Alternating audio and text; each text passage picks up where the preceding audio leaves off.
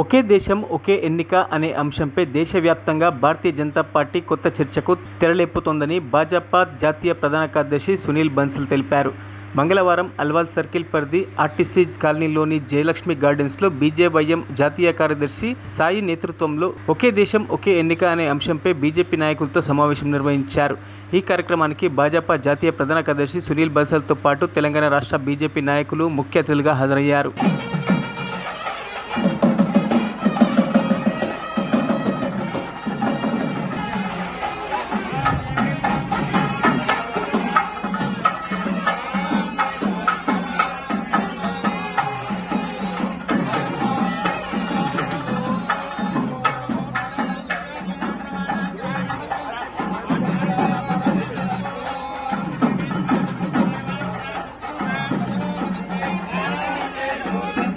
ఆ విషయాన్ని అందరం ఏకతాటిగా భారతీయులందరం ఏకతాటిగా దాన్ని ఖండిస్తూ అక్కడ అన్యాయంగా మన భారతీయుల పైన పాకిస్తాన్ తీవ్రవాదులు ఇస్లామిస్ట్ టెర్రరిస్టులు ఎవరైతే మతం అడుగుతూ అతి దారుణంగా కిరాతకంగా వారిని హత్య చేశారు. ఈ టెర్రరిజం ని మనం అందరం కండెమ్ చేయాలి. రానున్న రోజుల్లో భారత్ లో ఇటువంటి ఘటన భారత్ పై ఏ దేశమైనా, పాకిస్తానే కాదు ఏ దేశమైనా మళ్ళీ ఇటువంటి చేయాలంటే భయపడాలి. అండ్ ఆ దాడిలో చనిపోయినటువంటి కుటుంబాలతో మనం అందరం మౌనం పాటించాల్సిందిగా. సౌత్ ఆఫ్రికా, స్వీడన్ ఇటువంటి దేశాల్లో ఈరోజు ఒకే ఎన్నికలు జరుగుతాయి వాళ్ళకు. కాబట్టి ఆ దేశాలు ఈరోజు చాలా ప్రగతిలో ఉన్నారు. మనంత రిచెస్ట్ నేషన్ స్వీడన్ గా చెప్పుకుంటాం మనం. దానికి కారణం ఏంటంటే వాళ్ళు ఖర్చు పెట్టేటటువంటి ఏదైతే నిధులు ఉంటాయో ఎలక్షన్స్ మీద తక్కువ. भारतीय जनता पार्टी के हमारे संगठन महामंत्री चंद्रशेखर जी,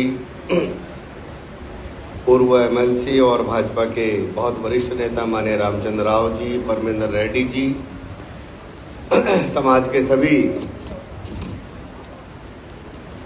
प्रख्यात और ऐसे अलग अलग क्षेत्रों के सभी विद्वानगण और इस सभागृह में उपस्थित सभी नागरिक भाई और बहनों, थोड़ा कार्यक्रम हमारा जल्दी शुरू हुआ है. साईं जी के मन में इच्छा थी कि 7:30 तक शुरू हो, लेकिन मेरी फ्लाइट होने के कारण से और सुबह एक जल्दी कहीं जाना है, इसलिए थोड़ा जल्दी शुरू हुआ है. लेकिन बाद में चंद्रशेखर जी, रामचंद्र राव जी और सभी बहुत सारे विद्वान हम सबके बीच में हैं.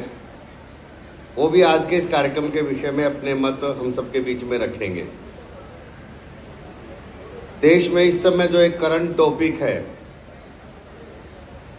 वन नेशन वन इलेक्शन, उस विषय पर चर्चा करने के लिए आज हम यहाँ पर आए हैं.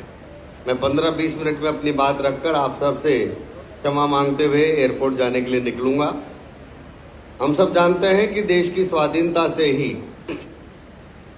हमने लोकतंत्र को अपनाया, डेमोक्रेसी को स्वीकार किया.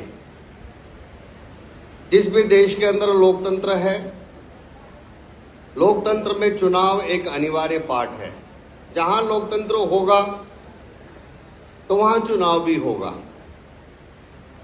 चुनाव ये निष्पक्ष तरीके से हो,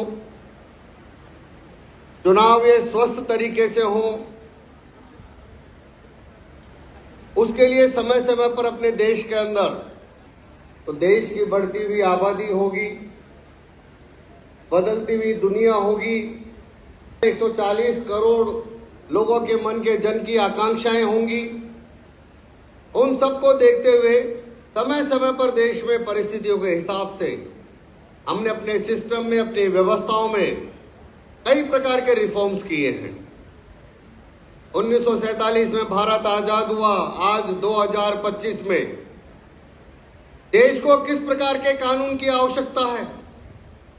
तो जिस प्रकार के कानून आज चाहिए, हमारे देश में हम उस प्रकार के नए कानूनों का निर्माण कर रहे हैं.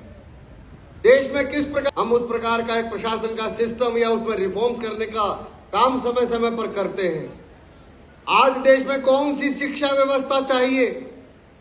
तो देश की स्वाधीनता से लेकर आज तक कई बार अपनी शिक्षा नीति में हमने कई बदलाव और सुधार करने का काम किया है.